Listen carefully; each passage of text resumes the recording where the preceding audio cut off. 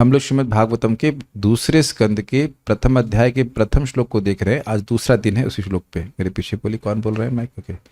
श्री शुक उवाच श्रीशुक उवाच वरीयानेश ते प्रश्नः वरीयानेश ते प्रश्नः कृतो लोकहितं नृप कृतो लोकहितं नृप आत्मवित् सम्मतः पुंसाम् आत्मवित्सम्मतः पुंसाम् श्रोतव्यादिषु यः परः। श्रोतव्यादिषु यः परः। श्रीशुक उवाच श्रीशुक उवाच वरीयानेश ते प्रश्नः कृतो लोकहितं नृप वरीयानेश ते प्रश्नः कृतो हितं पूर्वक आत्मवित् सम्मतः पुंसां श्रोतव्यादिषु यः परः। आत्मवित्सम्मतः पुंसां श्रोतव्यादिषु यः परः। श्री शुक उवाच अर्थात सुखदेव गोस्वामी ने कहा, इतना तो सीख ही सके। वरीयान एष मंगलमय है, महिमामय है, एष यह क्या, ते प्रश्न त्वया प्रश्न, तुम्हारे द्वारा किया गया, आपके द्वारा किया गया यह प्रश्न, प्रश्न कृत, ये जो आपने प्रश्न किया है यह मंगलमय है, यह महिमामय है, बहुत अच्छा है, सर्वश्रेष्ठ है। क्यों? लोकहितम, इससे सभी लोगों का हित होगा, सभी का, ऐसे नहीं एक या दो का, सबका हित होगा। नृप का क्या आशय था? आप राजा हो, पहले भी लोगों का हित करते आए हो और अब भी आप लोग का हित भी कर ही रहे हो। और ऐसा ही नहीं है कि ये मेरा मत है, पूर्ववर्ती आचार्यों का भी इसी में सम्मति है। आत्मवित् सम्मतः पुंसाम, आत्मवित् सम्मतः मतलब जो आत्म के विद, आत्मविद हैं, आत्मा को जानने वाले हैं, भगवान को जानने वाले हैं, उनके द्वारा सम्मत है, अनुमोदित है, स्वीकृत है। और ये भी कह सकते हैं कि जितने भी ऋषि मुनि यहाँ बैठे हुए हैं वह जगत को पवित्र करने वाले हैं, महान महान ब्रह्मर्षि राजर्षि हैं, उनमें से सभी का सम्मत है, इसमें किसी की कोई सम्मति ना हो ऐसा नहीं है, इसलिए वरीयान। ठीक है। किन कारणों से वरीयान? लोकहित और आत्मवित् सम्मत। Are able to follow this? दो कारणों से सामान्य लोगों का हित होगा और महान लोगों के द्वारा अनुमोदित है। महान लोग केवल सार को ही ग्रहण करते हैं, समझते हैं इस बात को, कई बार सुन चुके, सारग्राही। तो ये महान लोग हैं जो भगवान और जीव के बारे में ही बात, जिनका संबंध है भक्ति के बारे में ही स्वीकार करते हैं। तो ये भगवान कृष्ण के संबंधित प्रश्न है, इसलिए बहुत अच्छा है।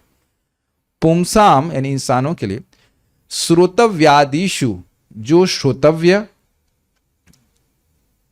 स्मर्तव्य, जप्य और भजनीय, इसके संबंध में प्रश्न है, केवल सुनने के बारे में नहीं है। ये एक अर्थ है। आपने पूछा ना कि किम श्रोतव्य पूछा था, मतलब सुखदेव परीक्षित महाराज ने पूछा था, तो क्या सुनने योग्य है, क्या जपने योग्य है, बार बार बोलने योग्य, कीर्तन करने योग्य है, क्या स्मरण करने योग्य है, और किसका भजन करना चाहिए। श्रोतव्यादि मतलब श्रोतव्य एक्सेट्रा। नहीं समझ में आ रहा है? केवल सुनने के बारे में नहीं पूछे हैं, क्या केवल सुनते ही हैं हम? बुरा मत सुनो, बुरा मत देखो, बुरा मत बोलो, लेकिन बुरा करो तो पूरा कवर हो गया ना। क्या सुनना चाहिए, क्या बोलना चाहिए, क्या स्मरण करना चाहिए और क्या करना चाहिए, और पांचवा कौन भजनीय है। तो ये एक्सेट्रा में सबको जोड़ देंगे। सब लोग समझ रहे हैं? प्रेम कृष्ण तो बताएंगे कि श्रोतव्यादिषु में आदि का क्या अर्थ हुआ।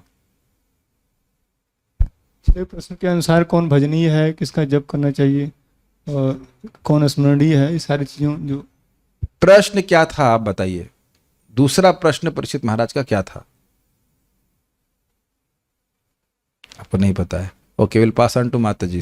कृष्ण हलादनी माता जी, आपको पता है कि सुखदेव गोस्वामी को दूसरा प्रश्न, कि पहला प्रश्न था क्या कर्तव्य है, मतलब कर्तव्य योग्य, और क्या प्रश्न है उसमें 5 सेक्शन से। स्मरण करना चाहिए, अरे पहले स्मरण करना शुरू कर दिया आपने। क्या सुनना चाहिए, पहले सुनना चाहिए, हाँ ठीक है। क्या फिर बोलना चाहिए, हाँ, क्या करना चाहिए, हाँ क्या ठीक है, स्मरण करना ठीक चाहिए, है। क्या बोलना चाहिए, और कौन भजनीय है। और हाँ फिर मिस किया आपने, फिर से बोलिए, फिर से बोलिए।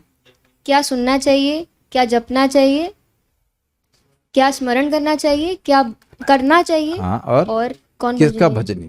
फाइन, और क्या सबको समझ नहीं में आया? करना तो अब चाहिए? ये यहाँ पे आप क्या शब्द देख रहे हैं? श्रोतव्य और प्लस आदि।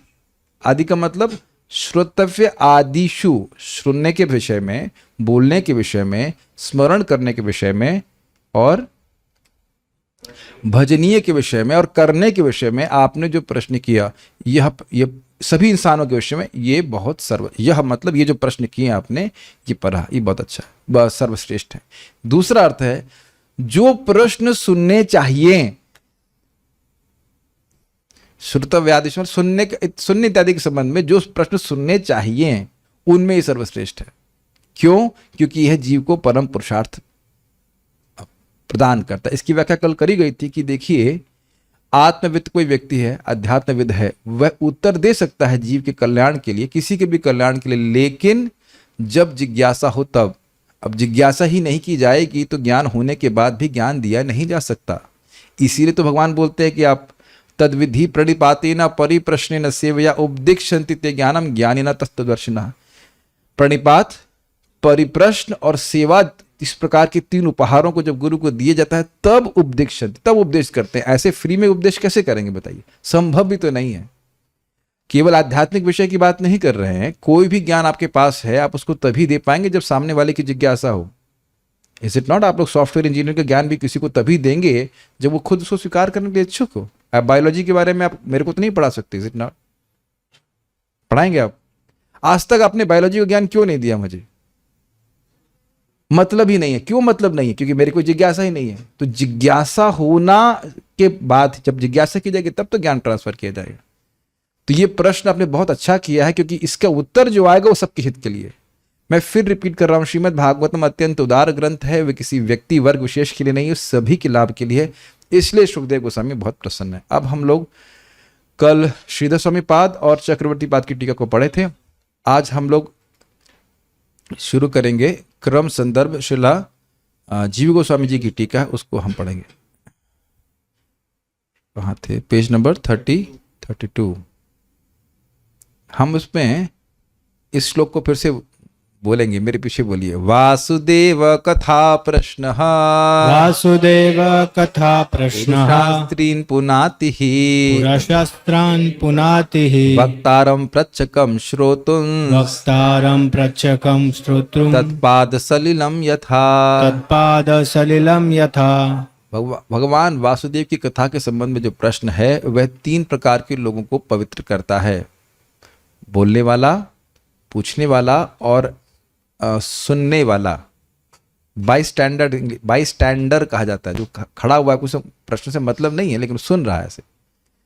जैसे कि तत्पाद सलिलम यथा, जिस प्रकार से भगवान विष्णु के चरण से निकलने वाली गंगा जी तीनों लोगों को पवित्र करते हैं। यहाँ पे चक्रवर्ती पाद की टीका समाप्त। अब हम लोग क्रम संदर्भ पढ़ते हैं। क्रम संदर्भ जो है ये जीव गोस्वामी पाद लिखे हैं, सारे श्लोकों पे टीका नहीं लिखे हैं, लेकिन वो कुछ सेलेक्टेड श्लोकों पे टीका लिखे क्रम से, इसीलिए इसको क्रम संदर्भ कहते हैं। कर्म संदर्भ नहीं है क्रम संदर्भ है। क्रम का मतलब से एक के बाद एक, ठीक है? अब कहेंगे क्रम संदर्भ में कृष्ण संदर्भ कहाँ से आ गया, तो ये भी कठिनाई हो जाएगी। देखिए षड संदर्भ लिखे हैं उनने, भागवत संदर्भ, तत्व संदर्भ, परमात्मा संदर्भ, कृष्ण संदर्भ, प्रीति संदर्भ और एक और है, और ये क्रम संदर्भ।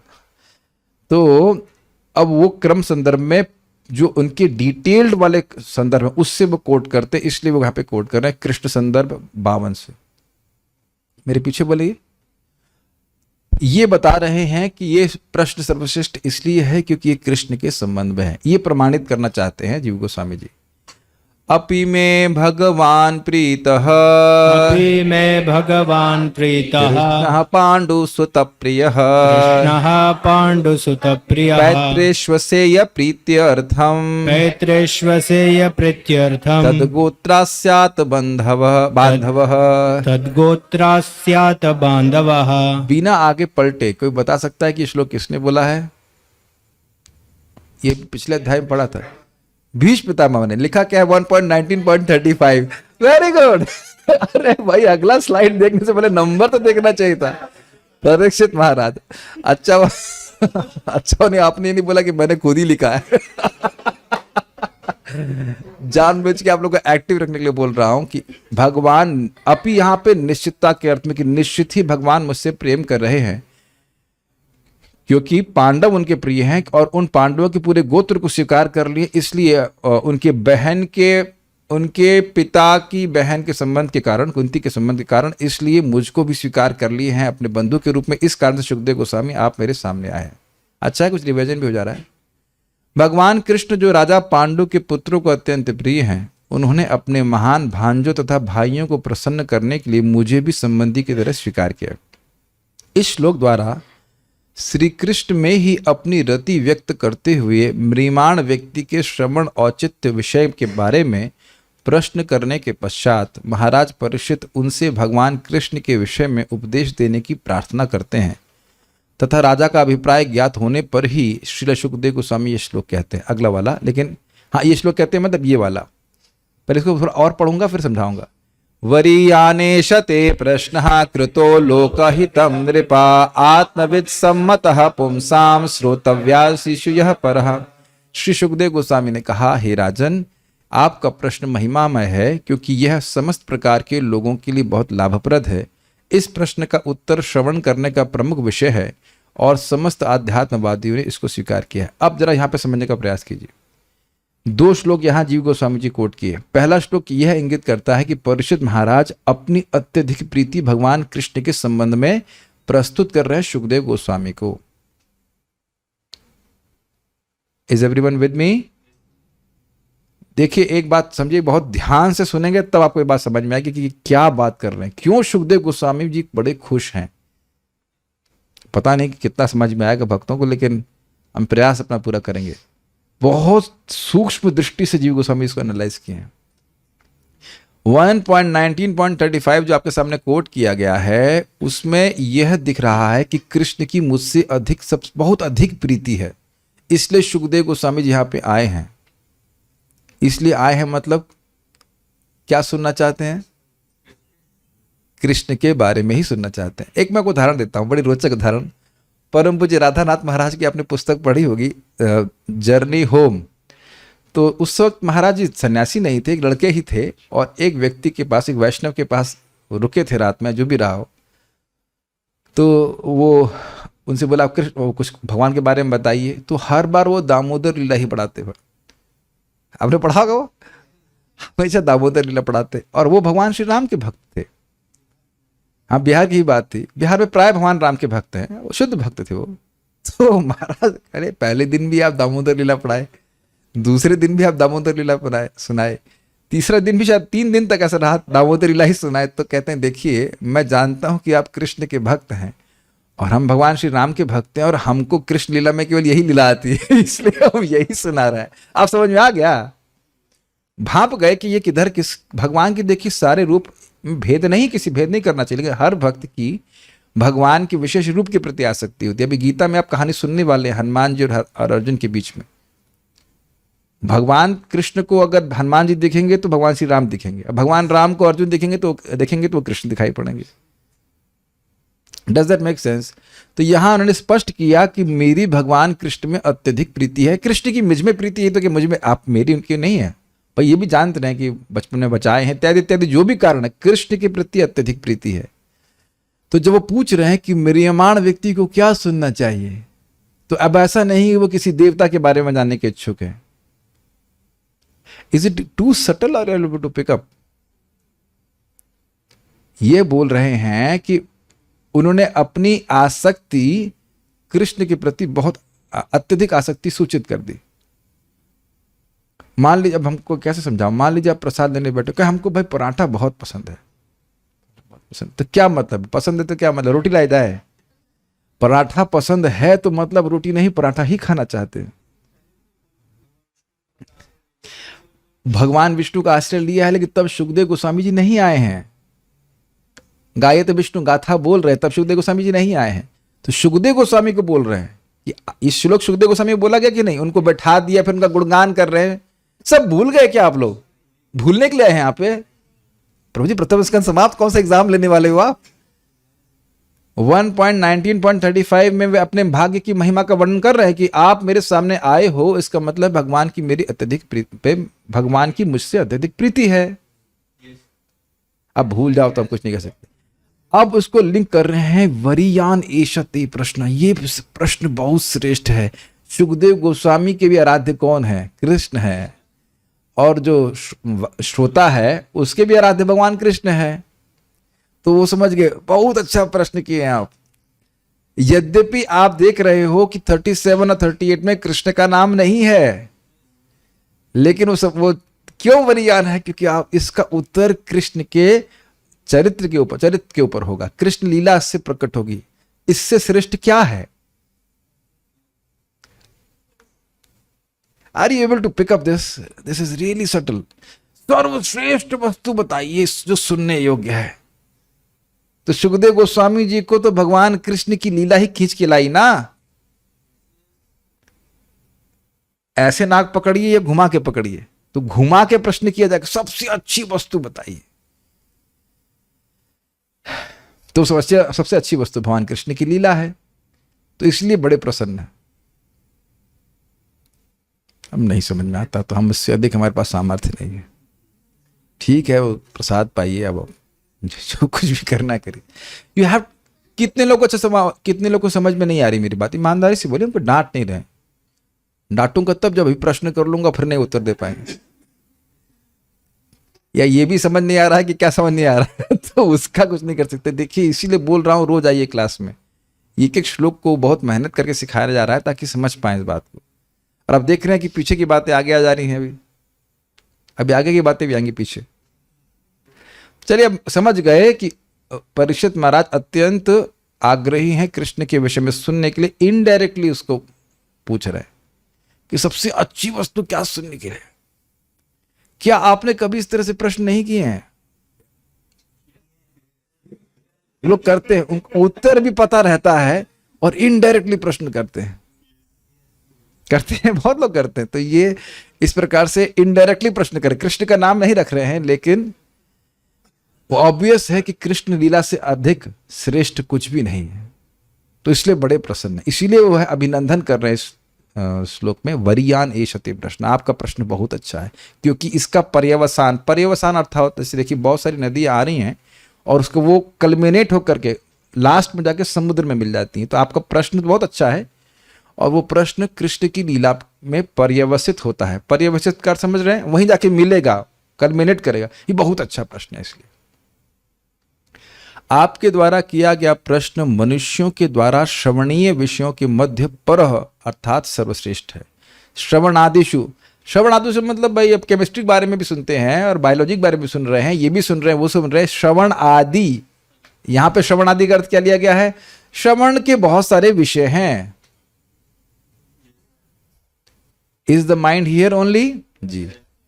उनके मध्य परह अर्थात सर्वश्रेष्ठ है, क्योंकि यह श्री कृष्ण के विषय में श्रवण के अभिप्राय से किया गया है। तो इस अभिप्राय को सुखदेव गोस्वामी भाप गए हैं। भापना समझते हैं, पहचान लिए हैं। यस।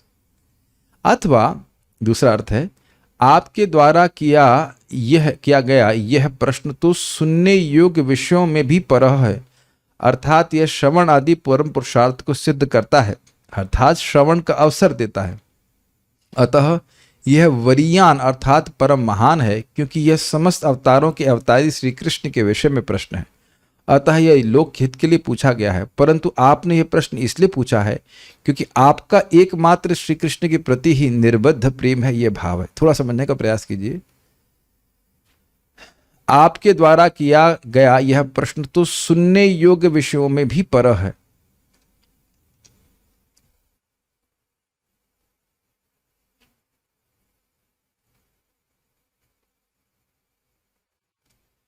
सुनने योग्य विषयों में भी परह है।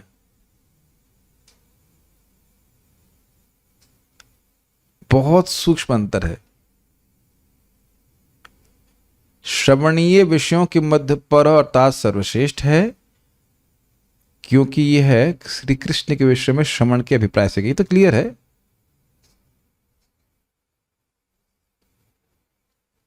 सुनिए एक मिनट। अथवा कह के क्या बोल रहे हैं? आपके द्वारा किया गया यह प्रश्न तो सुनने योग्य विषय में भी परा है, अर्थात यह श्रवण आदि परम पुरुषार्थ को सिद्ध करता है। पुरुषा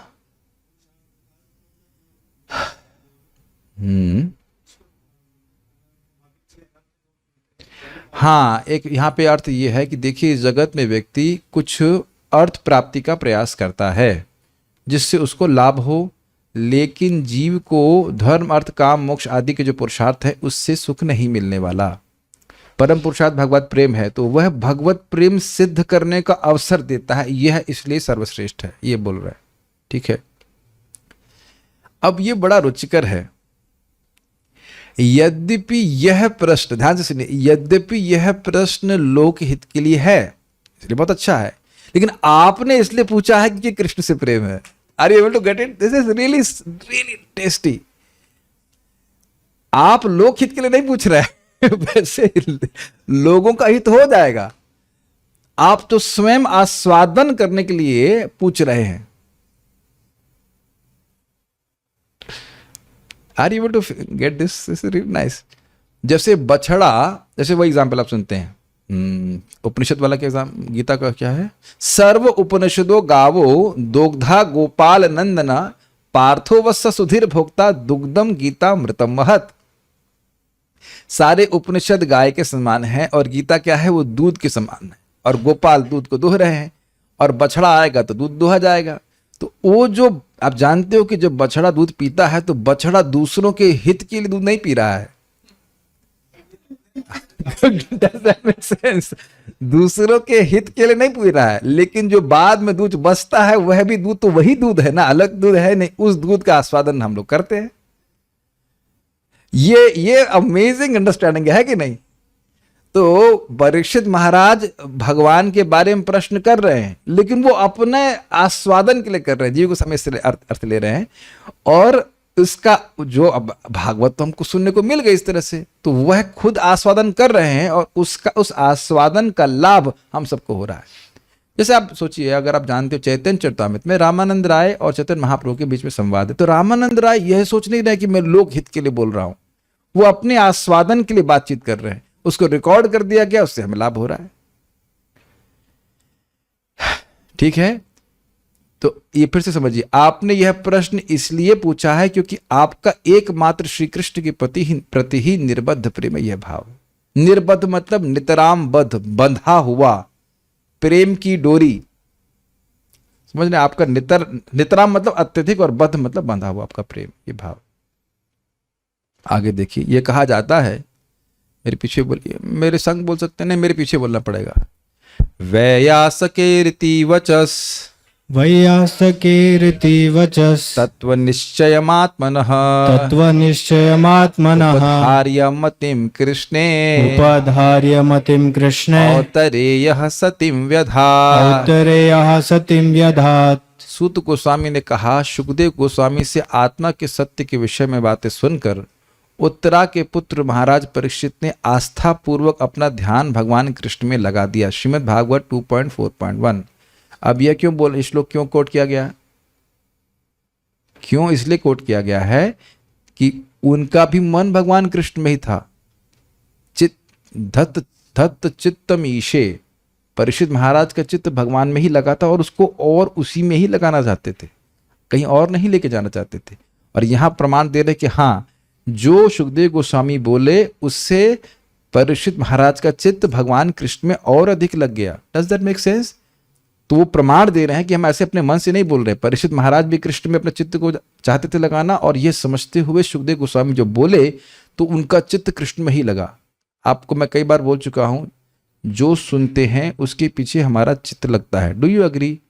क्या आप लोग मैथमेटिक्स के इंटीग्रेशन के बारे में सोच रहे हैं? अभी नहीं सोच रहे हैं, कौन सोचना चाहता है? लेकिन जैसे ही बोला तो शायद आप लोग में एक इंटीग्रेशन का फॉर्मूला आ गया हो। Got it? इंटीग्रेशन का साइन जिसने पढ़ा है कि नहीं? तो आप देख रहे हैं, जैसे जैसे मैं बोल रहा हूं, अगर आप ध्यान से सुन रहे हैं तो आपका चित्त भी मेरे वाणी के पीछे चलता जा रहा है। Is it not? तो यहां ये बोल रहे हैं कि सूत गोस्वामी जी ने जो उत्तर दिया उससे परीक्षित महाराज के चित्त और कृष्ण में लगा, तो इसलिए जो वो बोल रहे हैं कि कृष्ण के विषय एक प्रश्न किया गया है, ये बात प्रमाणित होती। Got it?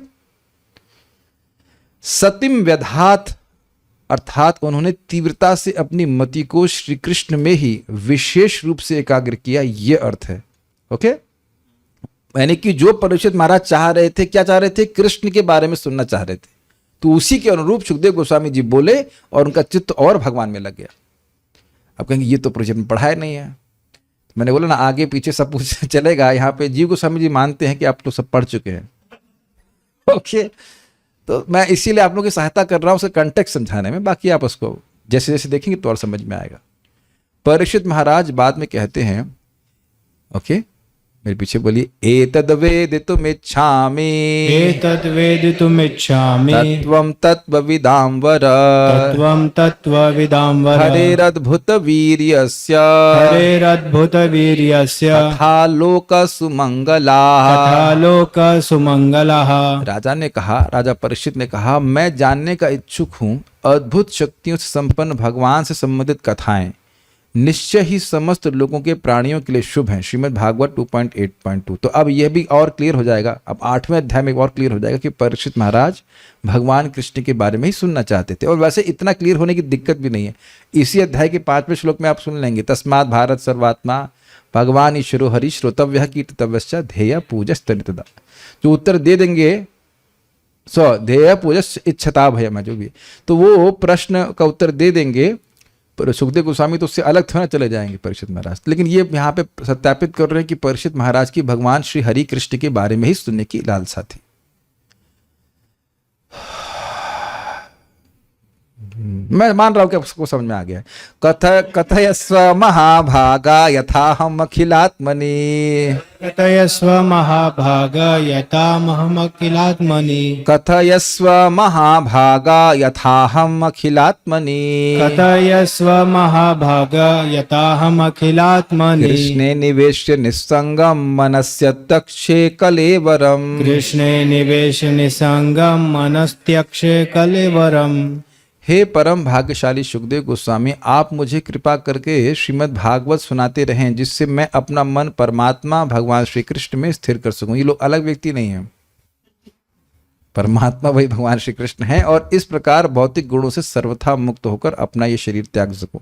अब तो बड़ा स्पष्ट समझ में आ रहा है कि ये श्लोक क्यों कोट करा जा रहा है। वो एकदम एक्सप्लिसिट मतलब क्लियरली स्पष्ट रूप से बोल रहे हैं कि मैं अपने चित्त को कृष्ण में ही लगाना चाहता हूं।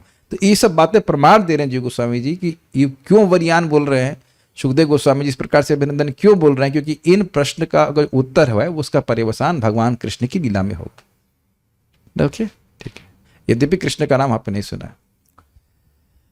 सम्यग व्यवसिता बुद्धे सम्यग् व्यवसिता बुद्धि तव राजर्षि सत्तमा तव राजर्षि सत्तमा वासुदेव कथायां ते वासुदेव कथायां ते यज्जाता नैष्टिकी रतिः। यज्जाता नैष्टिकी रतिः। श्रील सुखदेव गोस्वामी ने कहा, हे राजर्षियों में श्रेष्ठ, चूंकि आप वासुदेव की कथाओं के प्रति अत्यधिक आकृष्ट हैं, अतः निश्चित रूप से आपकी बुद्धि आध्यात्मिक ज्ञान में स्थिर है, जो मानवता का एकमात्र असली लक्ष्य है।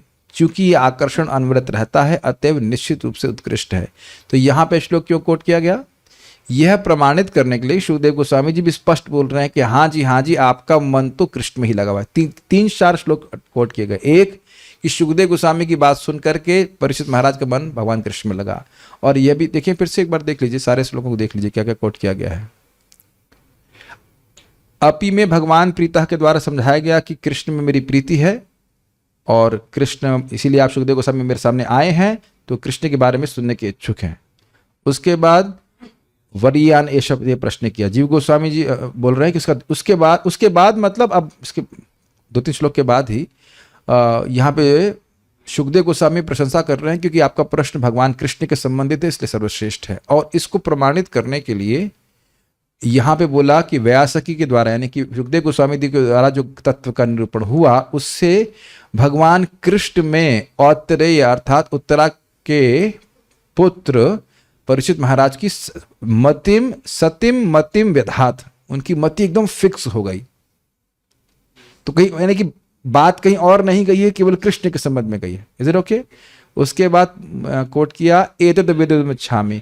परीक्षित महाराज भी यही बोल रहे कि मैं हरेर अद्भुत वीर्यस्य, भगवान श्री हरि के अद्भुत लीला चरित्र को ही सुनना चाहता हूँ। और उसके बाद कथस्व महाभागा, इसके बाद फिर वो वही बोल रहे कि कृष्ण में मेरी मति निवेशित हो जाए, ऐसा ही आप कथा सुनाइए, ये परीक्षित महाराज बोल रहे हैं।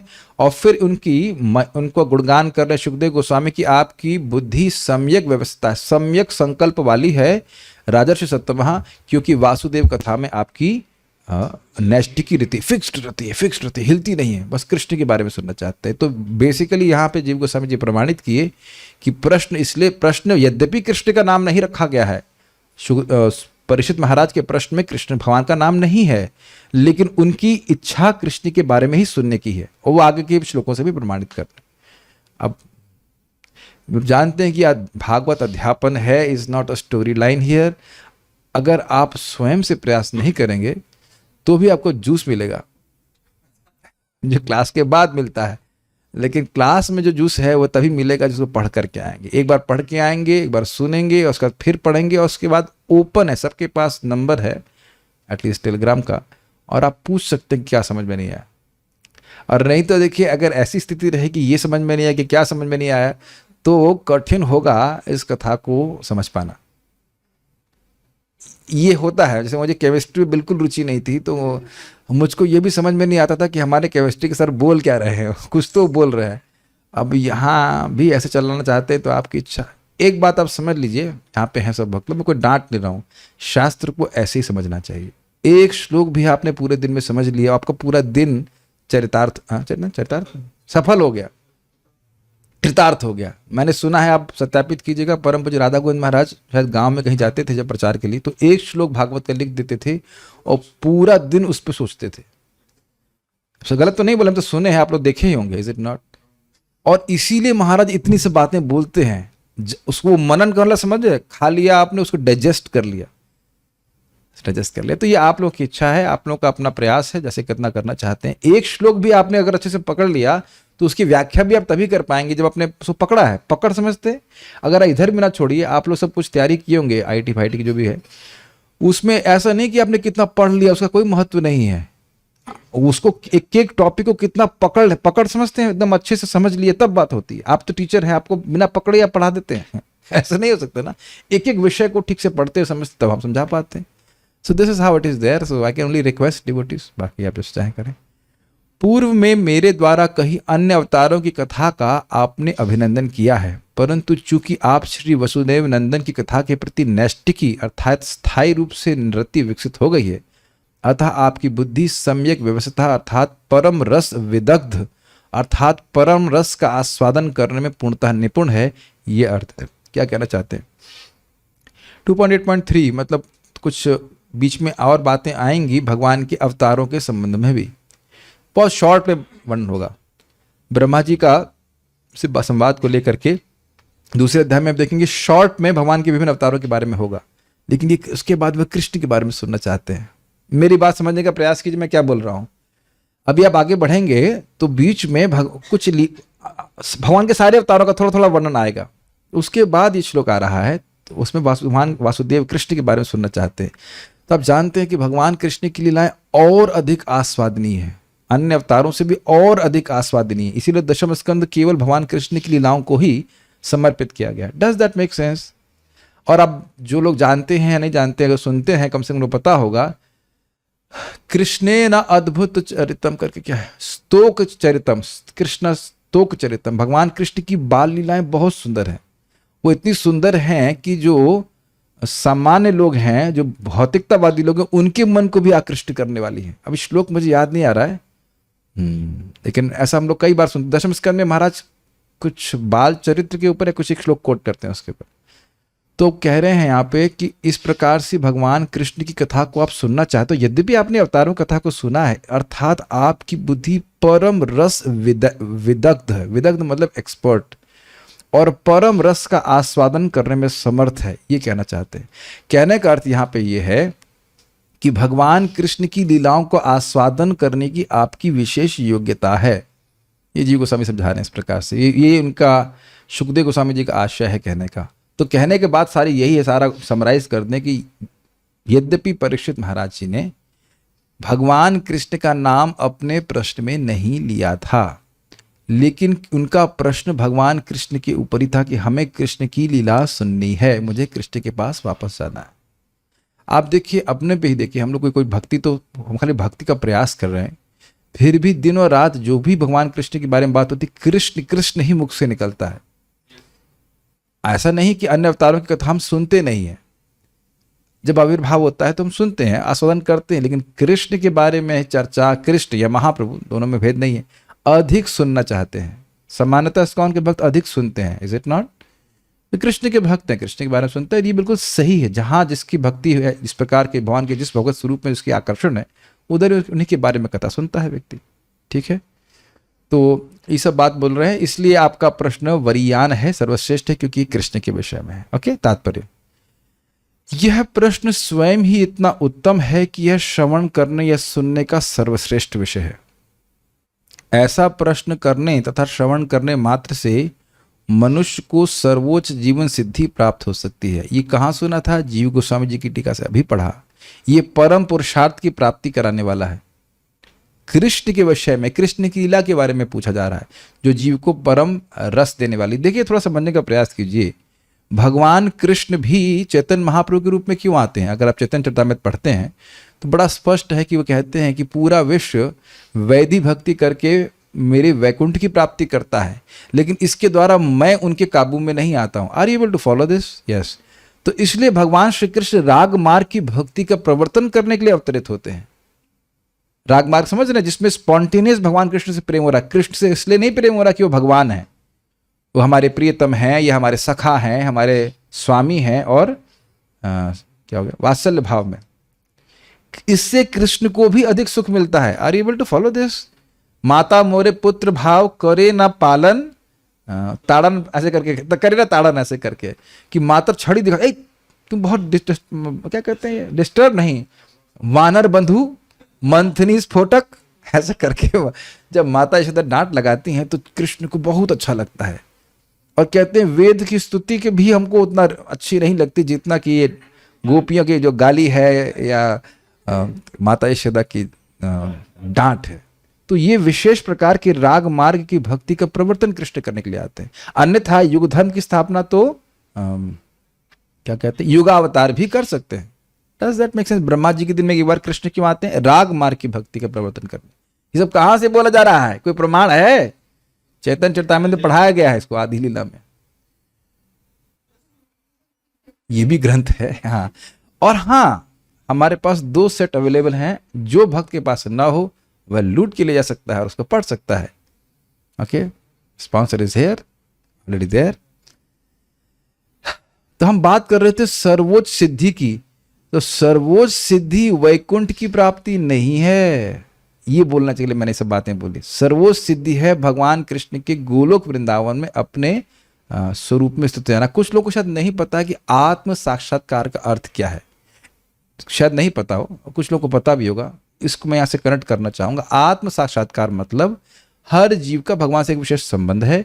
उस संबंध के अनुभूति, उस प्रेम की अनुभूति हृदय में एकदम प्रकाशित हो जाना, इसको ये परफेक्ट आत्म साक्षात्कार है। उसके अलग अलग लेवल भी हैं, ब्रह्म साक्षात्कार और परमात्मा साक्षात्कार, लेकिन हाईएस्ट सेल्फ रियलाइजेशन है कि जीव का जो संबंध शाश्वत रूप से भगवान कृष्ण से है, उसको वह अनुभूत कर ले और उसके अनुसार वो कार्य कर पाए।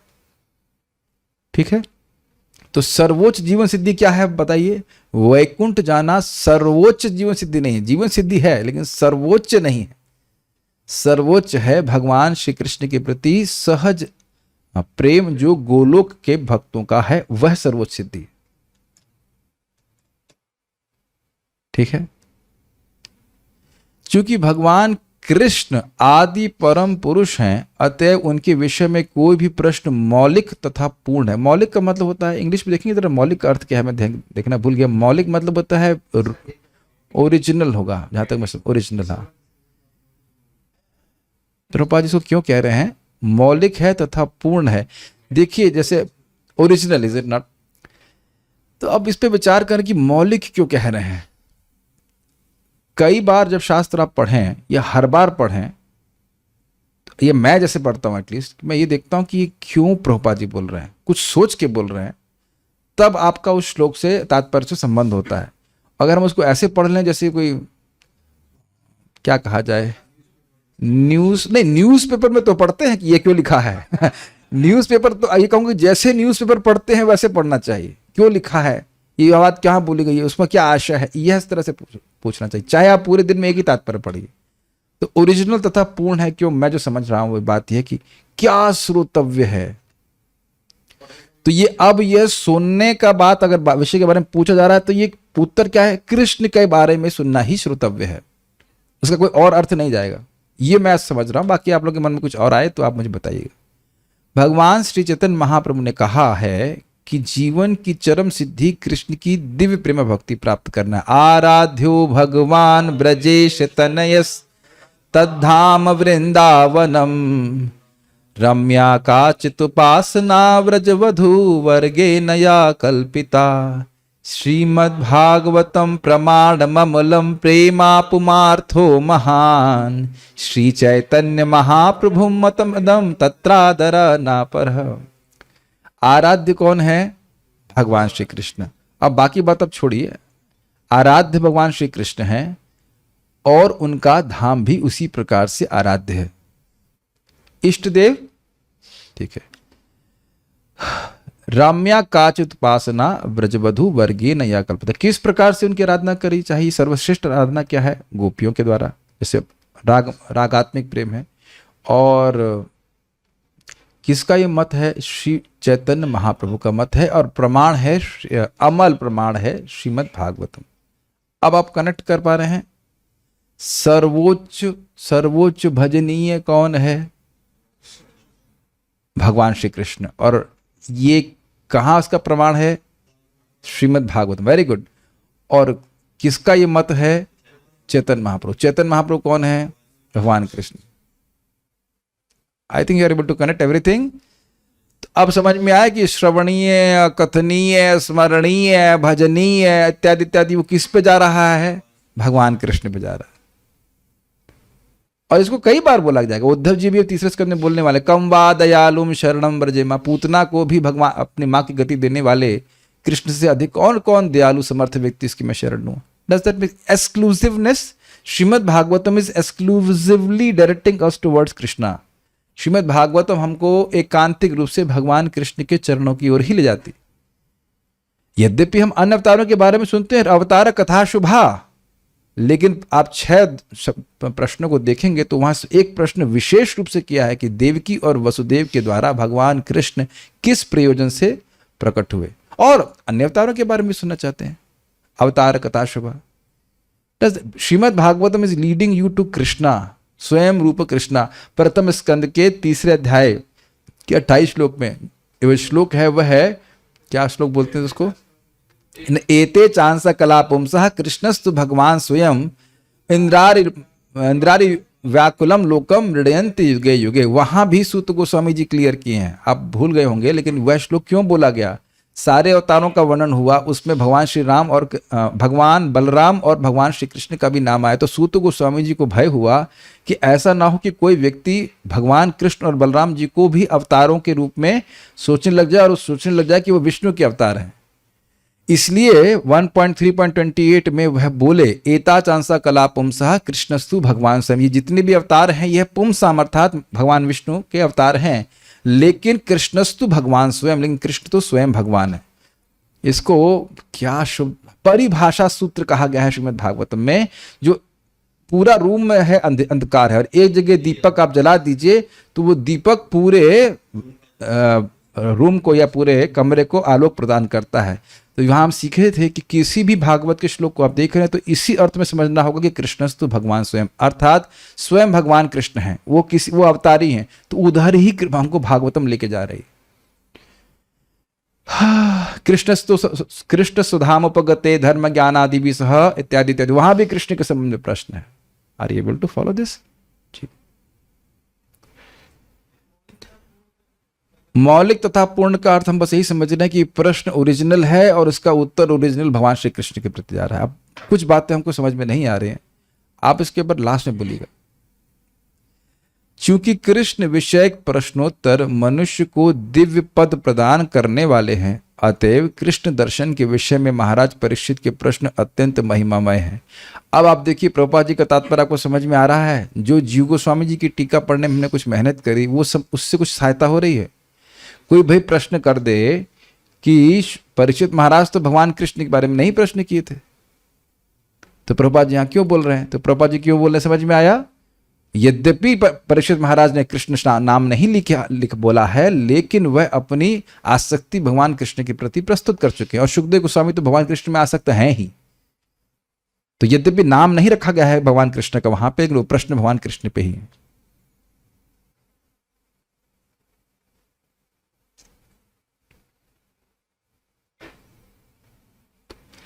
एक उदाहरण से और बताना चाहूंगा। मान लीजिए कोई व्यक्ति जानता है कि आपको खाने में सबसे अच्छा क्या लगता है। मान लीजिए आपकी मम्मी बोल रही हैं, आपसे प्रश्न करें मेरी बेटी क्या खाएगी। अब यद्यपि वो नाम नहीं बोल रही हैं, लेकिन जानती है कि बेटी को चाउमीन पसंद है फॉर एग्जाम्पल, तो आप बोल देंगे चाउमीन खाऊंगी। जस्ट हम गिविंग एग्जाम्पल। जो प्रश्न करने वाला है वह भी जान रहा है कि उसका पर्यवसान कहाँ होगा। ऐसा कभी प्रश्न नहीं किया गया है। खाने पीने की बातें से समझ में आ जाता होगा, ऐसा किया गया है ना? ऐसा कभी नहीं करते, बहुत बार होता है। तो यद्यपि प्रश्न में कोई नाम रखा नहीं, चाउमीन पास्ता वगैरह जो भी है नहीं रखा गया, लेकिन उसका उत्तर बड़ा स्पष्ट है किधर आने वाला है, और वही उत्तर सुनना भी चाहते हैं। भाई यहां सब कुछ व्यवस्था सब नहीं है, हम खाली बता रहे हैं, चीजें क्लियर हो जाएं। अब सब लोग का दिमाग चाउमीन में चला जाएगा। चाइना से वापस आओ, भारत में आओ, ब्रज में आ जाओ, कथा सुनने के बारे में। हम खाली एग्जाम्पल दे रहे समझाने के लिए कि यद्यपि में कृष्ण का नाम नहीं है, लेकिन वो कृष्ण के बारे में सुनना चाहते हैं। सुखदेव जी भी कृष्ण के बारे में बोलना चाहते हैं कि असली अत्यंत महिमामय है। महाराज परीक्षित अपने मन को पूर्ण रूप से कृष्ण में लीन करना चाहते थे, और यह कृष्ण के असामान्य कार्यकलापों के श्रवण मात्र से ही संभव है। ये समझने का प्रयास कीजिए। देखिए फिर मैं बोल रहा हूं, हित है जीव का हित अप्राकृत वस्तु से ही होगा। और हित यह है कि जीव को खाटी सुख मिले। खाटी सुख समझ रहे हैं? अनअडल्टरेटेड शुद्ध सुख मिले, जिसमें दुख का सम्मिश्रण नहीं हो। और वो कैसे मिलेगा? जब उसका मन भगवान में लगे। आप लोगों ने सभी ने अनुभव किया होगा कि जब करते करते किसी दिन ठाकुर जी की थोड़ी कृपा होती है और कुछ क्षणों के लिए, 1-2 मिनट के लिए भगवान के नाम में मन लगने लगता है, तो हम लगता है कि हमारा पूरा दिन सफल हो गया। Is it not? और ये तो अभी हमको हल्का हल्का लग रहा है, खुशबू आ रही, खुशबू भी नहीं आ रही, हल्की सी महका भास दिया जा रहा है। और सोचिए किसी दिन ऐसा हो कि अब पूरा दिन सराबोर रहे कृष्ण के स्मरण में, तो कितना सुखी हो जाएगा। Does that make sense? इसको और भी अभी और मैं क्लियर करना चाहूंगा। देखिए भगवान श्री कृष्ण और अन्य विष्णु स्वरूपों में भेद कोई नहीं है, लेकिन स्वयं भगवान कृष्ण अपनी स्वेच्छा से अन्य विष्णु स्वरूपों में अपने उतने ऐश्वर्य और माधुर्य का प्राकट्य नहीं करते। Does that make sense? और इस कारण से भगवान कृष्ण की जो माधुरता है वह अधिक है। मैं फिर बहुत ध्यान सुनिएगा। सिद्धांततस्तु अभेदे अपि, उनमें सिद्धांततः कोई भेद नहीं है। समझाया गया था कि जैसे मैं आप लोगों को क्लास दे रहा हूं, आप और मैं अलग अलग व्यक्ति हैं, लेकिन भगवान ऐसे समर्थ हैं कि वो स्टूडेंट भी बन जाएंगे और टीचर भी बन जाएंगे, और वो एक ही व्यक्ति रहेंगे। Does that make sense? This is mind boggling. क्या प्रमाण है? 1.3.28 में पढ़ाया गया सब बातें। अद्भुत है, भगवान एक ही समय में अपने आप को अलग जगह विस्तारित कर लेते। लेकिन भगवान की विशेषता क्या है कि अन्य विष्णु स्वरूपों में वो कुछ कम माधुर्य, कुछ कम ऐश्वर्य प्रस्तुत करते स्वेच्छा से। इसका कारण क्या है? उनकी इच्छा। उसका कारण क्या है? उनकी इच्छा। उसका भी तो कारण होगा, उनकी इच्छा। उनकी इच्छा के अलावा कोई कारण, ऐसे करना चाहते। और जितना भक्त की आत्मीयता है भगवान कृष्ण से, उतनी अधिक आत्मीयता से सेवा करता है, उतनी अधिक उस भक्त को सुख मिलता है, उतना ही अधिक उस भगवान कृष्ण को भी सुख मिलता है। तो ये सुख की तारतम्यता का कारण आप समझ पा रहे हो? ये क्यों भगवान कृष्ण के स्वरूप से भक्त को अत्यधिक सुख मिलता है, ये सब समझने का प्रयास कीजिए। ये सब बातें प्रथम स्कंद में बहुत चर्चा की गई हैं, और यहां भी मैं आपको सामने कुछ लाने का प्रयास कर रहा हूं। वह कृष्ण के असामान्य कार्यकलापों के श्रवण मात्र से ही संभव है। जैसे एक सोचिए, भगवान विष्णु कैसे मारते हैं? जैसे कि गजेंद्र को जो पकड़ा हुआ था हुहू नाम का, इसका नाम हम लोग नामांकन नाम करते रहे, हुहू दास मगरमच्छ, तो उसको भगवान विष्णु ने कैसे मारा? चक्र से, like chill, you know, cool. लेकिन यही केशी दैत्य को भगवान कैसे मारे? उसके मुख में अपना हाथ डाल दिए। This is quite interesting, is it not? और उसके सारे दांत बल बल करके बाहर आ गए। अब आप ये बताइए, थोड़ा रस कहाँ मिला आपको? देख, चक्र से तो भगवान मार ही देते हैं, क्या दिक्कत है? उनके लिए कोई दिक्कत नहीं। लेकिन कृष्ण, भगवान विष्णु कृष्ण हम पर कोई अपराध नहीं, हमसे कोई अपराध नहीं, बात नहीं। Is it not more sweet? अच्छा, अघासुर के पास गए, अघासुर आया, उसने सारे भगवान के ग्वाल बालों खा लिए, तब भी कृष्ण कुछ कोई चक्र नहीं निकाले। अच्छा ठीक है, अंदर गए और अपने को उसके गले में एक्सपैंड कर लिए, वो बेचारा चोक होकर मर गया। पूतना आई तो वहां कोई चक्र नहीं निकाले, उसका वो दूध पी करके मार दिया उसको। तो ये कुछ अद्भुत नहीं लग रहा है आपको? विशेष है कि नहीं? इसको कौन काट सकता है बताइए? हाँ, कालिया को अगर मर्दन करना था तो उस पर डांस कर रहे हैं। अब बताइए, एक बात बताओ, कोई चैलेंज कर, भगवान विष्णु डांस करे कब किसको मारे हैं? चक्र से मार देते हैं, कोई दिक्कत नहीं है। हम भगवान विष्णु तो भगवान विष्णु हैं ही। सुन नहीं रहे, वो बुलवा रहे हैं, ऐसा कहा जाए। लेकिन आप लोग आगे भी सुनने वाले हैं, भगवान महाविष्णु भी कृष्ण के दर्शन की लालसा करते हैं। वो जो ब्राह्मण और के बच्चे, यहां तक कि ब्राह्मण के अनुयायी हैं कृष्ण भगवान विष्णु, लेकिन ब्राह्मण के बच्चे को चुराने तक का कार्य किए थे। वो सब तो आगे सब सुनेंगे आप लोग, तब तो सुनेंगे ना भागवत। जी हाँ। तो असामान्य की बात कर रहा हूं कि भगवान कृष्ण की लीला इतनी अद्भुत है कि सभी के लिए विशेष रस देने वाली, आकर्षण करने वाली। उदाहरणार्थ भगवत गीता में कहा गया है कि कृष्ण के आविर्भाव, तिरोधान तथा उनकी लीलाओं की दिव्य प्रकृति को समझ लेने मात्र से ही मनुष्य तुरंत भगवत धाम को वापस जा सकता है और इस दुखमय भौतिक जगत में फिर कभी नहीं लौटता। इसको थोड़ा समझने के लिए, ये क्या आपको कुछ अद्भुत नहीं लगता? इस दुनिया में हम कितनी कितनी बातें समझते हैं और याद भी करते हैं, वो व्यक्ति कब पैदा हुए, उनकी ये हिस्ट्री थी, वो मर गए, इसके आगे नहीं बता पाते कहाँ गए, इसके आगे नहीं बता सकते, इज इट नॉट, वो कहाँ गए। और इसको पढ़ के हमारे संग क्या लाभ होगा? हमारी भी एक हिस्ट्री बनेगी जिसको कुछ शायद याद भी नहीं करेगा। Does that make sense? और भगवान श्री कृष्ण की दिव्य लीलाएं इतनी अद्भुत हैं कि केवल उनके तत्व को जानने से व्यक्ति मुक्त हो जाता है। आप ये बात समझ लीजिए, जीवन की सिस्टम बड़ा सिंपल है। ऐसा स्वास्थ्य रखिए कि इसको समझ सकें। इतना स्वस्थ शरीर होना चाहिए और समय मिलना चाहिए कि हम भगवान के बारे में प्रचुर मात्रा से श्रवण कीर्तन कर सकें।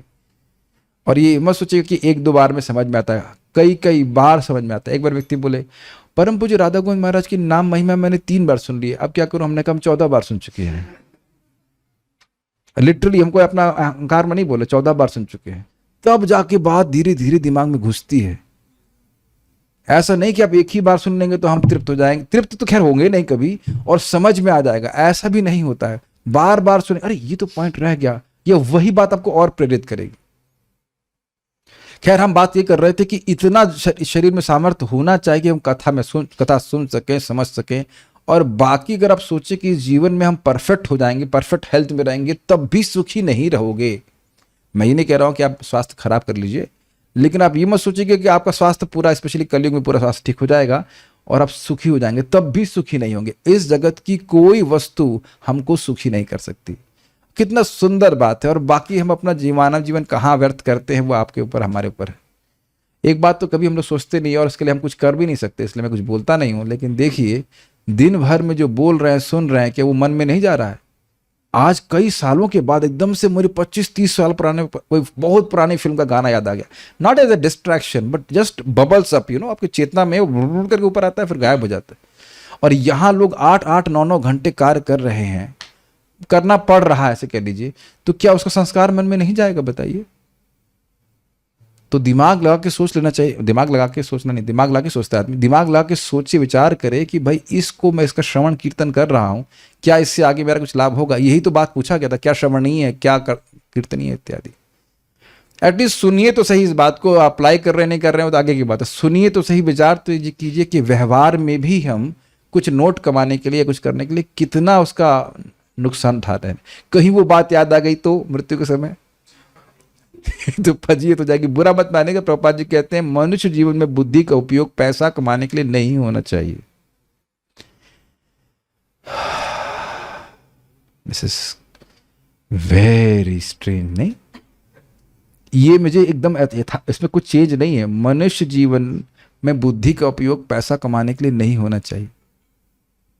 और ये बात प्रभुपाद जी प्रथम स्कंद के में नहीं बोल रहे थे, चतुर्थ चरितामृत से बोलते हैं, लेकिन प्रथम स्कंद में बोला तस्यैव हेतु प्रयते कोवे, तस्यैव, केवल उसी चीज के लिए प्रयास करना चाहिए जो ऊपर से लेकर नीचे तक घूमने में नहीं मिली। आइसक्रीम नहीं, भगवान श्री कृष्ण की लीला। Think about it, it is not something which we do as a side business. Side business is what we are doing as our main business. मेरी भाषा समझ में आ रही है? बहुत सारे जो कार्य हम जगत में बहुत महत्वपूर्ण समझ के कर रहे हैं, वो साइड बिजनेस के रूप में ना, चलो चलो जल्दी जल्दी करो और भगवान के बारे में भजन आराम से करो। आप सुने ही होंगे, परम पूज्य राधा गोविंद महाराज बोलते हैं, बड़ा सुंदर उदाहरण सुनिए। कहते हैं देखो आप पेट्रोल भरते हो कि नहीं समझ में आ गया? पेट्रोल भरते कि नहीं, तो आप वहां पे रिलैक्स हो जाते हैं, हाँ भाई आराम से भरो, 2 घंटा हमारे पास है, आराम से भरते रहिए। नहीं, या उससे बतियाते हैं क्या कि भाई तुम्हारी पत्नी ठीक है कि नहीं, बच्चे के नंबर कितने आए, कभी नहीं पूछते, जल्दी भरते हैं और आगे बढ़ते हैं। Is it not?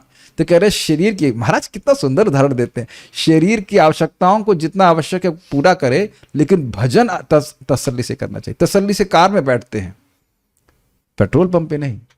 लेकिन प्राय हम लोग उल्टा करते हैं, कथा में तो तसल्ली नहीं रही, ये करना वो करना, भर भगना, ये सब करता है, ये आएंगे तो तब भी मन नहीं लगा रहता। जो भी कुछ भी है, तसल्ली से भजन करना चाहिए और बाकी शरीर के कार्य को उसकी आवश्यकता के अनुसार करना चाहिए। हमको बहुत अच्छा लगता है महाराज की बात। अतएव इस पे ऐसे ही भूरिजन प्रभु से प्रभु जी बता रहे थे उसमें अपने बुक में, कि वो बताते हैं ना कि एक नाम श्रवण करने का अभ्यास करो। तो एक महामंत्र। तो एक भक्त बोले, it appears to me that will take all the time in the world to chant Hare Krishna. अगर आपकी ये तकनीक हम लगाते हैं तो हमारी चैंटिंग स्लो हो जाती है और हमको पूरा दिन लग सकता है जब करने में ऐसा करके। तो भूरिजन प्रभु कहते दिक्कत क्या है? दिक्कत क्या है जरा बताइए। इसीलिए मैं बात आ रही तो मैं बोल दे, इसीलिए पीछे लगा रहता हूँ मैं। जो हमारे भक्त के हमारे बहुत करीब में आते हैं, उनको पीछे ध्यान दीजिएगा, करीबी लोगों को उनको पीछे लगता है। आप सुबह उठ करके जप कीजिए, क्योंकि सुबह उठ करके आप तसल्ली से कर लेते हैं। आज एक भक्त बोले, I am done with my 16 rounds. We should never speak like this. मुक्ति मिल गई माला से ये कहने का, अरे माला से मुक्ति मिल गई, are you able to follow this things? थोड़ा एटीट्यूड की बात है। I am done with my, बस हो गया ऐसा नहीं है। सुखदेव गोस्वामी जैसे परिषद महाराज नहीं सुन रहे हैं। We have to check our attitude. तो इसलिए सुबह उठ करके भजन करिए शांति से, बढ़िया तरीके से, स्थिर भाव से। इसके लिए जी रहे हैं, सबको सुनाई पड़ रहा है, इसके लिए जी रहे हैं, जीने के लिए नहीं जी रहे हैं। महाराज बड़ा अच्छा बोलते हैं, पेट्रोल फूकने के लिए गाड़ी नहीं चला रहे हैं। क्यों गाड़ी चला रहे हो? भाई पेट्रोल भरा है तो फूकना पड़ेगा, है कि नहीं? इसलिए नहीं कर रहे हैं। प्रभुपाद इसको बड़ा स्पष्ट बोल, सबसे महत्वपूर्ण श्लोक भगवद गीता का क्या है? जन्म कर्म चमे दिव्यम एवं युवेति तत्वतः त्यक्त्वा देहम पुनर्जन्मा नेति मामेति सुवर्जुना। और यहां कहीं नहीं लिखा है कि वो कहां मरेगा। कहीं मरे, अमेरिका में मर जाए, अफ्रीका में भी मरेगा, भगवान के तत्व को समझता है तो निकल जाएगा। प्लीज, मैं बता रहा हूँ, गला फाड़ फाड़ के बोलूंगा, फिर भी भक्त नहीं समझ पाएंगे कि हमारा उद्देश्य क्या है इस्कॉन ज्वाइन करने का। पूरा इस्कॉन का केंद्र है ये श्लोक। दिस इज इट, जन्म कर्म चमे दिव्यम या मन मना भव मत भक्त। तो ये दोनों में अंतर नहीं है। जब भगवान के तत्व को समझेंगे तो मन क्या कहीं और जाएगा। प्रश्नोत्तर होगा तभी तो आप कुछ बात समझोगे। प्रश्नोत्तर का क्या प्रभाव होगा? भगवान कृष्ण में मन जाएगा। तो ये सब बातें समझना चाहिए। प्रयास तो कीजिए एक बार जम करके। अब आप एक चीज बताइए, क्या आप लोग अच्छे नंबर लाने के लिए खूब नहीं पढ़ते थे? अब आप देखिए, हम बुरा मत मानेगा, हम डांट रहे हैं, हम इसको पढ़ाते हैं यहाँ पे, तो क्या लगता है मैं ऐसे बैठ जाता हूँ, उसको पढ़ाना चालू कर देता हूँ? हाँ भैया नोट्स बना दीजिए, हाँ ठीक है हम बोल देंगे। क्या आपको लगता है हम कुछ भी बार नहीं पढ़ते हैं? Is it not? आपसे प्रश्न कर रहा था ना मैं कि इस बारे में क्या चर्चा हो, अगले श्लोकों के बारे में। तो क्या आप लोगों का इतना भी कर्तव्य नहीं बनता? स्पेशली रूम वाले डिवोटीज की बात नहीं कर रहा हूँ मैं, जूम डिवोटीज की बात कर रहा हूँ, जो यूट्यूब पे भी सुन रहा है, इत्यादि इत्यादि। हमें भी फाइल भेज देते हैं कि एक बार तो कम से कम दोबारा पढ़े कि क्या बोला गया था, तब तो बातें समझ में आएंगी। तो कृष्ण सहायता नहीं करेंगे, अरे ये मेरे बारे में पढ़ना चाहता है, जानना चाहता है गीता में तो प्रभु बड़ा मजाक बनाते हैं, उठते हैं लोग और से झाड़ देते हैं अपना कुर्ता, तो जो कथा सुनी वो भी झाड़ कर चले जाते हैं, कथा वहीं छोड़ दो। Think about it. ज्यादा तो कहा नहीं जा रहा है पढ़ने के लिए, नहीं। अतएव सदा ही कृष्ण के विषय में श्रवण करना बहुत शुभ होता है। क्यों अतएव हो गया? क्योंकि एक बार भगवान कृष्ण के बारे में सुनना शुरू किया तो दोबारा वापस कभी नहीं आएगा। आज हम एक भक्त से क्षमा मांगे कि हमने कहा बहुत आपको हम डांटे हैं, क्योंकि मुझे स्मरण आ रहा था कि मेरी कथा में बहुत रुचि है। आज बहुत स्ट्रांगली मुझे स्मरण आ रहा था कि उनकी कथा में बहुत रुचि है, तो फिर मैं उनसे क्षमा मांग रहा था कि हमने ठीक है, मैं थोड़ा स्ट्रिक्ट हूँ और मैं आपको डांटता रहता हूँ, आपके हित के लिए डांट रहा हूँ कि साधना कर लो, लेकिन that can not be neglected that devotee has taste for hearing about Krishna. That can not be neglected, it is most rare. आपको याद है प्रभुपाद जी का शब्द, कृष्ण भावनामृत में रुचि अति, क्या शब्द है? दुर्लभ है, अति दुर्लभ है। इसलिए हम सबका सम्मान करते। थोड़ा देखिए, डांटूंगा नहीं तो कोई सुधरेगा भी तो नहीं, मैं भी नहीं सुधरूंगा ठीक है, मैं आपको बोलूंगा तो मैं खुद भी करूंगा इस तरह से। लेकिन ये बहुत रेयर है कि किसी का भगवान कृष्ण के बारे में सुनने की इच्छा हो, वेरी रेयर।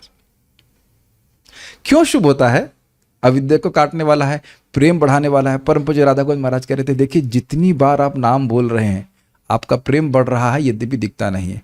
जितनी बार आप भागवत कथा में बैठे हैं आपका प्रेम बढ़ रहा है भगवान से, पता नहीं चलता। उदाहरण जानते हैं, खाना खाते हैं तो हर ग्रास के संग आपकी भूख शांत हो रही, वहां दिखता है, यहां दिखाई नहीं पड़ रहा। लेकिन एक चीज आप देखिएगा, बारंबार कथा भागवत की सुन रहे हैं, जब कर रहे हैं, इतनी तीव्रता से विरक्ति आने लगती है भोगों के प्रति कि वह एकदम दिखाई पड़ती है, एकदम दिखाई पड़ती है। लेकिन कितने अभिनिविष्ट हैं, कितना एब्जॉर्ब है, उस पर निर्भर करता है। Make sense? आपने देखा होगा, ऐसे भी आप लोग शुरू हो जाइए फोन लेकर के, हाँ व्हाट्सएप चेक करते हुए, ये ठीक है, ये तो वो प्रभाव कथा का नहीं होगा, ना ही हरि नाम जप का उस प्रकार का प्रभाव होगा। लेकिन अगर एकांतिक एकनिष्ठ भाव से आप सुन रहे हैं तो उसका प्रभाव अपने चित्त में तुरंत देखेंगे, तुरंत देखेंगे। भक्ति बढ़ना शुरू हो रही है। Are you able to understand this? मैं फिर से आप लोगों को ध्यान आकृष्ट करूंगा। अजामिल ने पहली बार बोला नारायण, उससे क्या हुआ? सारे पाप नष्ट हो गए। आगे नारायण बोलने से क्या हुआ? उसकी भक्ति बढ़ गई। समझ में आई? एकदम स्पष्ट हम लोग पढ़ चुके हैं कि नहीं? कहते अभी तो दूसरे स्कंद में है, हाँ पढ़ा चुका हूँ अलग से। 6.2.9-10 सबको समझ में आ रहा है? तो जितनी बार आप हरे कृष्णा कृष्णा कृष्णा हरे हरे, हरे राम राम राम हरे हरे बोल रहे हैं, भगवान के बारे में सुन रहे हैं, तो इससे आपकी भक्ति बढ़ रही है। और भक्तों, माय डियर डिवोटीज, क्लियरली समझ में आना चाहिए कि क्यों कर रहे हैं। भक्ति बढ़ाने के लिए ही कर रहे हैं भक्ति। Is it clear? शरीर ठीक करने के लिए या और कुछ करने के लिए नहीं कर रहे हैं। ये सबसे महत्वपूर्ण है। इसको हमने रेफरेंस भी 11वें स्कंद से भागवत हमने भेजा है। सारी इच्छाओं को त्याग करके केवल कृष्ण में मन लगा रहे हैं तो भगवान स्वयं बोल रहे हैं कि ऐसा सुख दूंगा जिसकी आगे जगत की कोई इंद्रिय तृप्ति बराबर नहीं कर सकती। यहां का कुछ छोड़ रहे हैं, ये सुनने से समझ में आएगा ना, नहीं तो वो छोटी छोटी चिल्लर चीजों के लिए हम भगवान का नाम का प्रयोग करेंगे। चिल्लर समझते हैं? फालतू चीज के, दिमाग वाली बात तो ये है। हर बार जब हम प्रभुपाद जी की तात्पर्य पढ़ रहे हैं हमारी भक्ति बढ़ रही है, हम भागवत पढ़ रहे हैं हमारी भक्ति बढ़ रही। ठीक है। महाराज परीक्षित ने इसलिए सुखदेव गोस्वामी से प्रार्थना की कि वे कृष्ण के कार्यकलापों का वर्णन करें जिससे वे अपना मन कृष्ण में प्रवृत्त कर सकें। अब आप देखिए प्रभुपाद जी बड़ा स्पष्ट बोल रहे हैं, लेकिन क्यों बोल रहे हैं प्रभुपाद जी समझ में आ रहा है। प्रश्न आपने देखा उसमें कृष्ण का नाम नहीं है, और प्रभुपाद क्या कह रहे हैं? कृष्ण के बारे में बोलने के लिए प्रार्थना करी। कितना अद्भुत तरह से प्रभुपाद जी का तात्पर्य समझ में आया। Are you able to follow? नाम नहीं रख रहे हैं कृष्ण का, लेकिन प्रश्न उन्हीं में पर्यवसित हो रहा है, इसलिए प्रभुपाद कह रहे हैं कि कृष्ण के बारे में बोलने के लिए प्रार्थना करें। फाइन। कृष्ण के कार्यकलाप साक्षात कृष्ण से अभिन्न है। जब तक मनुष्य कृष्ण के ऐसे दिव्य कार्यकलापों को सुनने में मग्न रहता है तब तक वह इस जगत के बद्ध जीवन से विलग रहता है। As we are hearing we are liberated. जो लोग सुन रहे हैं और जो बोल रहा है वो नहीं, वो भी बोलने वाला सुनने वाला वह इस भौतिक जगत से अलग रहता है। और आप ये महसूस कीजिए, दिन भर में हम जो बातें बोलते हैं या जिस परिवेश में रहते हैं उस बोलने सुनने का प्रभाव चित्त पे कैसा होता है? बहुत सिंपल है। शोक का निर्माण कर सकता है, अरे साहब बहुत बिजनेस में नुकसान हो गया। अच्छा। मोह का निर्माण कर सकता है, आप चले जाएंगे तो मैं मर जाऊंगी, पत्नी बोल सकती है ऐसा। और भय, जानती नहीं तुम मैं कौन हूं, बाहर आओ, मैं तुम्हें दिखाता हूं। ऐसा लग रहा है कि बाहर आएंगे तो आत्म साक्षात्कार हो जाएगा। मैं दिखाता हूं मैं कौन हूं। ऐसा भय करते कि नहीं करते हैं? आश्रम ज्वाइन कर लिया है, कौन देखेगा तुमको बुढ़ापे में? मुझसे पूछो कौन देखेगा कि मैं बुढ़ा होऊंगा ही? उससे पहले भी शरीर छूट सकता है इतना। तो भौतिक वार्ता का ये 3 लाभ है, शोक, मोह या फिर भय। और इसमें अगर लगा दें अपाह, इसको समाप्त करना, तो ये श्रीमद् भागवतम का है। श्लोक पता है? यस्याम वै श्रूयमाणायाम कृष्णे परम पुरुषे भक्तिरुत्पद्यते पुंसाम शोक मोह भयापह। पूरा सुना नहीं है भागवत को? जो सुन रहा है, आप लोग सुन लिए हैं क्या? नहीं, मैं बोल लिया हूं, नहीं सुन रहे हैं, प्रेजेंट कंटिन्यूस। जो सुन रहा है उसकी भगवान कृष्ण कृष्ण कृष्ण कृष्ण, नो अदरवाइज, कृष्ण कृष्ण परम पुरुष भगवान कृष्ण में भक्ति उत्पन्न हो जाती है। और क्या होता है? शोक मोह और भय नष्ट हो जाता है। आप लोग का ऐसा अनुभव होता है कि समझ में आया ना आए, बहुत से लोगों को शायद समझ में आना आता हो, लेकिन लगते हैं हाँ मन शांत हो गया, अच्छा हो गया, मन फ्रेश हो गया, ये तो समझ में आता है कि नहीं? इसी नहीं, यहां कोई नहीं सोता है, यहां कोई नहीं सोता है, यहां कोई भाई नहीं सोता है, ना ना, ये हम नहीं मानेंगे, यहां कोई नहीं सोता है। ये अच्छी बात है, कोई सोता नहीं। अगर पूछ लीजिए क्या बोला तो कुछ पता नहीं, लेकिन हाँ अच्छा लगा, थोड़ा शायद मन शांत हुआ। ये मेरी बात नहीं है कि मैं कुछ बोल रहा हूं, ये प्रभुपाद जी के शब्द हैं, आचार्यों की बात हैं, वो सुनने से ही जीव पवित्र होता है। दिस इज वेरी नाइस, है कि नहीं? ये देखिए, मैं क्या बोलना चाहता हूं, ये आपको स्वयं दिखना चाहिए, तब दौड़ के आएंगे। प्यास लगती है तो पानी के पास आप स्वयं जाते हो, ये नहीं कि शास्त्र पढ़कर जाते हैं। Make sense? आपको स्वयं दिखना चाहिए कि हाँ भाई कथा का ये प्रभाव हो रहा है। और कभी कभी क्या बोलते हैं, प्रभु जी हम इतने माया में है कि भगवान के पास बारे में सुनने के लिए नहीं आएंगे, है कि नहीं? आज हमारा माइंड बहुत डिस्टर्ब है, इसलिए हम कथा में नहीं आएंगे। अरे तो भाई जो माइंड जिस बात से डिस्टर्ब है उसी पे मनन करते रहेंगे। What is answer? क्या आंसर है? जिस बात से आपका मन डिस्टर्ब हो रहा है उसी में मनन करते रहेंगे और डिस्टर्ब होने के लिए। और आप फिर समझ लीजिए, मन को डिस्टर्ब करने की 3 चीजें हैं, शोक मोह और भय, और कोई चौथा कारण नहीं है। और कुछ कारण देखते हैं, ये देख पा रहे हैं या मैं खाली बोल रहा हूं? मन में 3 ही चीज तो चलती रहती है, शोक होता रहता है, मोह होता है, भय होता है, इत्यादि। तो इसको नष्ट करने के लिए उपाय में भागवत उसमें आना चाहिए। भले ही उस दिन मन न लगे, लेकिन कान से संपर्क होगा कथा का। कृष्ण की कथाएं इतनी समझ गए, बद्ध जीवन से विलग रहता है। प्रभुपाद जी तो ये कहते हैं कि कृष्ण कथा बोलने वाला व्यक्ति सदा ही मृत्यु से के चंगुल से दूर रहता है। यह वाणी के वेग को संयमित करने का लाभ है। नेट ट्रांसलेशन में देखिए, तो बोलने वाला मतलब सुनने वाला भी। कृष्ण की कथाएं इतनी मंगलमय हैं कि वे वक्ता, श्रोता तथा जिज्ञासु को परिशुद्ध बना देती हैं। उनकी तुलना उस गंगा जल से की जाती है जो भगवान कृष्ण के अंगूठे से निकलता है। ये पढ़ा था भी आपने चक्रवर्ती पाद की टीका में। गंगा का जल जहां जहां जाता है वहां की भूमि तथा उसमें स्नान करने वाले व्यक्ति शुद्ध हो जाते हैं। इसी प्रकार कृष्ण कथाएं इतनी शुद्ध हैं कि जहां भी उनका कथन होता है वह स्थान, उनके श्रोता, जिज्ञासु, वक्ता तथा अन्य सारे संबंध लोग परिशुद्ध हो जाते हैं। सारे संबंध का अर्थ क्या हुआ? जिन्होंने भी इस कथा में सहयोग किया है। जैसे देखिए, किसी भक्त ने इसके टेक्स्ट को तैयार किया है, ये दास कुछ बोल रहा है, आप लोग सुन रहे हैं। किसी भक्त ने कैमरा स्पॉन्सर किया, किसी ने लैपटॉप किया, ऐसे करके बहुत सारा सहयोग हुआ, वह सब पवित्र करने वाले हैं। ध्यान दीजिएगा, भागवत का सिद्धांत है, कोई कुछ करता है उसकी प्रेरणा देने वाले को और करने वाले को सहायता नहीं, कोई कुछ करता है उसकी प्रेरणा देने वाले को और सहायता करने वाले को एक ही लाभ प्राप्त होता है। लेकिन यही नहीं है कि लैपटॉप स्पॉन्सर करके सुने ही नहीं। तो मिल तो क्या, कैमरा तो चलता ही रहेगा। कैमरा जब खराब हो जाए तो बता देना, रिपेयर करके दूसरा दे देंगे, उसमें कोई दिक्कत नहीं। लेकिन केवल वहीं तक नहीं रहना चाहिए, सुनना भी चाहिए। एक बहुत रुचिकर बात है, कृष्ण कथा और गंगा जी में थोड़ी एक विशेषता है। साम्यता तो समझ गए, तीनों को पवित्र करने वाली हैं। लेकिन देखिए, गंगा जी का जल एक फिक्स्ड धारा में ही बहता है, राजस्थान नहीं पहुंच रहा है। Have you ever thought? ये पता नहीं कहां से सुना था, शायद परम पूज्य राधा गोविंद महाराज जी बोल रहे थे, कौन भक्त बोल रहे थे हम समझ नहीं पा रहे हैं, लेकिन बहुत सुंदर बात है। गंगा जी का जल हिमालय से चल करके समुद्र में पहुंच रहा है। होगा थोड़ा बहुत बोतल लेकर के इधर लोगों पे छिड़क दें, ये होता है, मेरे पास भी गंगा जल रखा हुआ है, लेकिन मेरा गंगा जल आप लोग के पास नहीं पहुंच रहा है। लेकिन कृष्ण कथा का प्रभाव आप देख रहे हैं। जैसे मान लीजिए हम यहाँ बोल रहे हैं तो यूट्यूब पे डाल दिया है और टेलीग्राम पे डाल दिया, अन्य जगह डाल, जो जो जहां चाहे वो अपने घर बैठे सुन सकता है। अंतर समझ रहे हैं? मैं कहूं कि अभी दुबे जी को मैं जल दूंगा यहाँ से, दुबे जी को गंगा जल कैसे पहुंचाऊंगा? बहुत टाइम लगेगा। लेकिन कृष्ण कथा का ये प्रभाव यहीं बैठे बैठे, दुबे जी अमेरिका में बैठे हुए हैं, वहां पहुंच रही है इनके पास। दिस इज अमेजिंग, है ना? कभी ये समस्या, अरे बहुत लोग आ गए कथा सुनने के लिए, कथा बंद बंद करो भाई कथा। अच्छा भाई पीछे वालों को कब मिलेगी? या ऐसा जल्दी बढ़ो, आगे बढ़ो, आगे बढ़ो, पीछे वालों को भी सुनना है। ऐसा तो कभी नहीं देखा जाता। कृष्ण हॉल में देखते हैं ना, जल्दी करो, 1000 लोग फैलाना है, जल्दी करो जल्दी करो। लेकिन कथा में तो कोई झगड़ा होता है? कभी नहीं होता। इस तरह का कोई झगड़ा नहीं होता है। FM है, सबके माध्यम से सुन सकते हैं। तो इस प्रकार से पवित्र करने वाली है कृष्ण कथा।